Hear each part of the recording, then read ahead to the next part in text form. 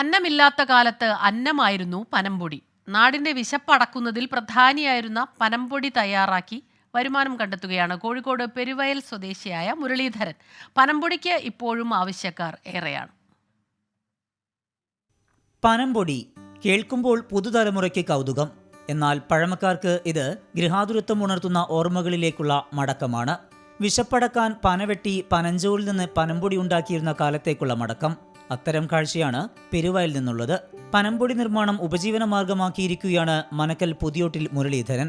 കിണർ നിർമ്മാണ തൊഴിലാളിയായിരുന്ന ഇദ്ദേഹം ആരോഗ്യ പ്രശ്നങ്ങൾ കാരണം ഈ ജോലിയിലേക്ക് തിരിയുകയായിരുന്നു. ഞാൻ കിണർ പണിക്കാരനെയാണ്. കിണറിന്റെ പണിക്ക് പോവല്. ഇപ്പോൾ ഞാനൊരു കിണറ്റിൽ വീണ് അങ്ങനെയൊക്കെ ഒരു ബുദ്ധിമുട്ട് കുടുങ്ങിയപ്പോൾ ഇപ്പോൾ കിണർ പണി എടുക്കാൻ പറ്റാത്തൊരവസ്ഥ വന്നു. അന്നപ്പം പിന്നെ വേറെ ഓരോരോ കാര്യങ്ങൾ ഏത് മേഖലയിലേക്ക് നീങ്ങണം ഇങ്ങനെ തിരിഞ്ഞ് കളിക്കുമ്പോൾ ലാസ്റ്റ് തോന്നിയതാണ്, ചെറുപ്പത്തിൽ കുറേ കഴിച്ചൊരു സാധനമാണ് പന.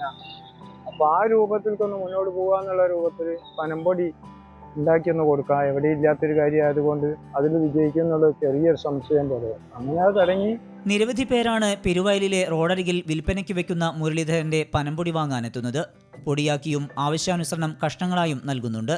നല്ല ചെലവുണ്ട്, കൂടുതൽ ആളുകൾ ഇങ്ങനെ വരുന്നുണ്ട്. ഇവിടെ ഇപ്പം റോഡ് സൈഡിലായതുകൊണ്ട് ഏറ്റവും കൂടുതൽ ആളുകൾ കാണുന്നുണ്ട്. അതിനുകൊണ്ട് ഇങ്ങനെ വരിക എല്ലാവരും കിലോനായിട്ട് 1 കിലോ 2 കിലോനായിട്ട് ഇങ്ങനെ വാങ്ങിച്ചു പോകുന്നുണ്ട്.